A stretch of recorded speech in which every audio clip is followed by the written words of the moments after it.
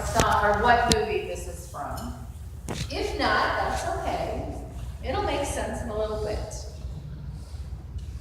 Early each day on the steps of St. Paul, the little old Berlin comes in her own special way to the people she calls. Come by a bag full of crumbs. Does anybody remember what movie that's from? It's from Mary Poppins. It's one of my favorite scenes from Mary Poppins. But if you're not familiar on where that is in Mary Poppins, because you might be going, wait a minute, that's not one of the songs that's really famous, because it's not. But if you remember Mary Poppins, Mary has tricked, according to the father, him into taking the children to the bank. And this is the night before. And she says, look for this woman. And the little boy takes tuppence from his piggy bank to feed birds. That, of course, is the reason those tuppence caused the dad to get fired from the bank, and the whole bit, the run on the bank, is for the birds. Now, why feed the birds? Why did they include that? If you remember, before she sings the song, she talks to them. She talks about the people we don't see, the invisible people in our world. And this morning, our scripture lesson is really about invisible people. It's about invisible people. And we've been talking about the art of neighboring these last couple of weeks. And we talked about taking Jesus' words seriously and how difficult that is when, they actually make us do something. They're more than just great platitudes, but they have to affect our lives. When Jesus says, love your neighbor. Oh, that means the guy who lives next to me that I don't like very much, or the woman who I don't even know their name. Yeah, them. And then we talked about getting out of our own comfort zone, getting out of our roles that are so incorporated in who we are. Remember, we talked about Mary and Martha, and how Mary was just so outside of what was the norm of her day for a woman.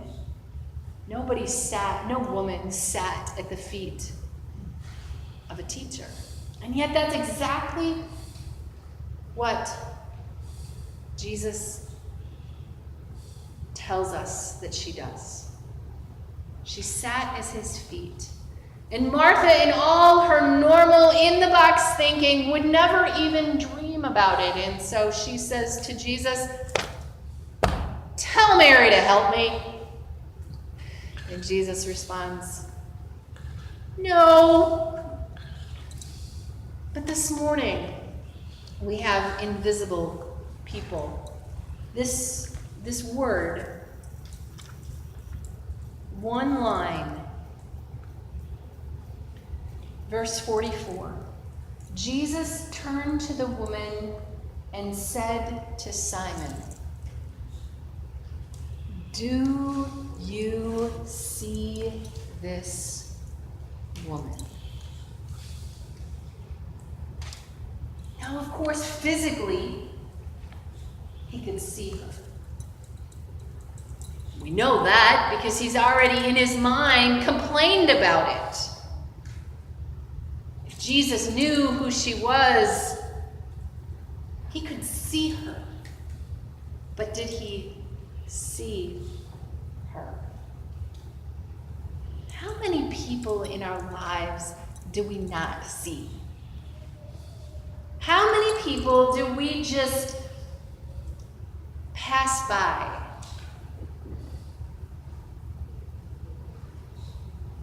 The invisible people in our lives.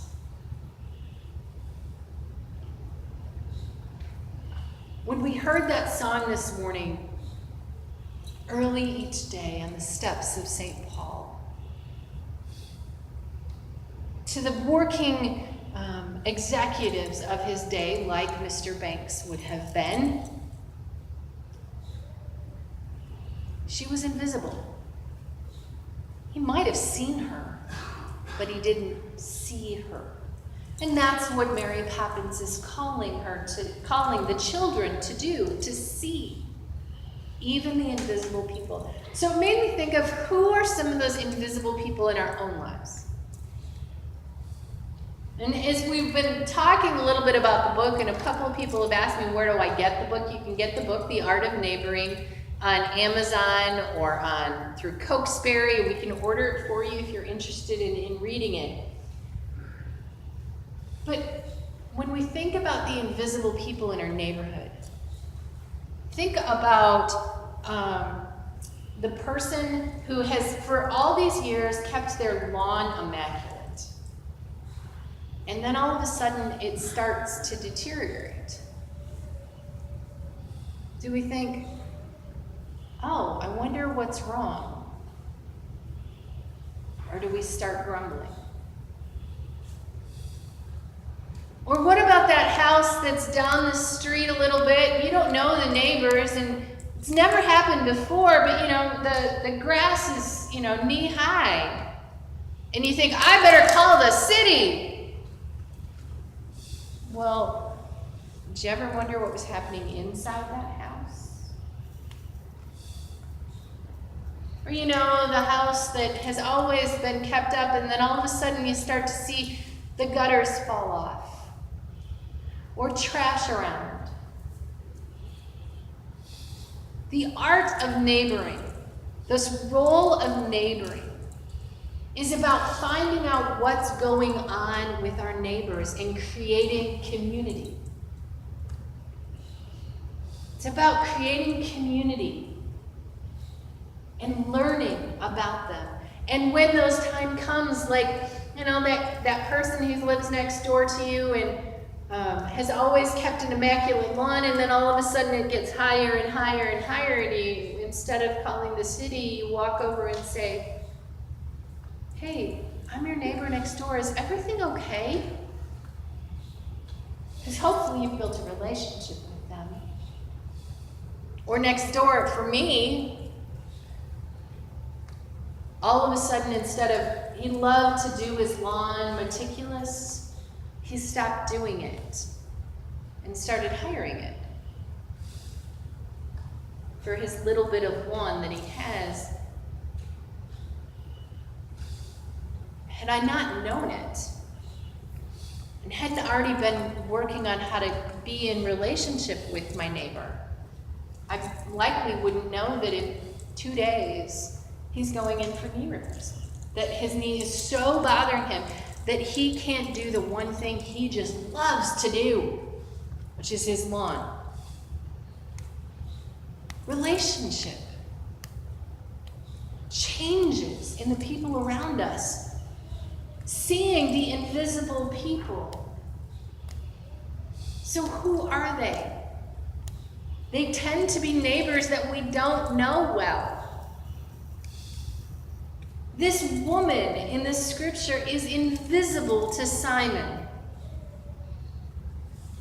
And she's invisible because she's unclean. She's ritually unclean. And Simon, as a Pharisee, doesn't want to be anywhere near her. Because if he touches her, he becomes ritually unclean. If he becomes ritually unclean, he can't do his duty at the temple, and he would thus be less religious.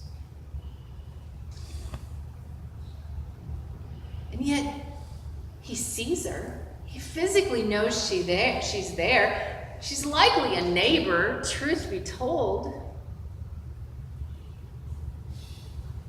He knows of what her sins are. And yet, Jesus says to Simon, do you see her?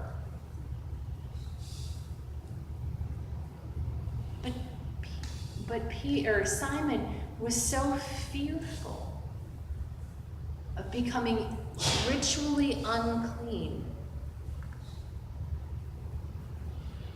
that he didn't want anything to do with her. The art of neighboring is about letting go of those fears. The fear of unknown. We don't have to worry about ritually unclean. But now we have a greater fear. And that's the fear of the unknown. We talked earlier about the reasons that some of this happens, that we have this fear of our neighbors and the breakdown in neighboring.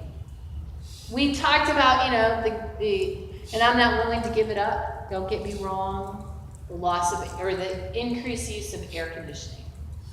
We talked about garage door openers. I'm right there, B. Reed. I'm grateful I have one too. But we also can look at it as we moved from community in the front of our house, in the front yard. So if we want to go outside and do something, where are we going to go? Go to the backyard, where we can't be seen. But I think more than all of those things, it's the culture of fear that we live in. Is anybody going to disagree that we live in a culture of fear right now?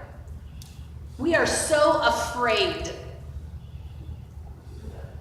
We are so afraid. Our news media, our culture, everything has said we need to be afraid. Would you actually believe me? I can get you the proof that we live in a less dangerous society now than we did 40 years ago.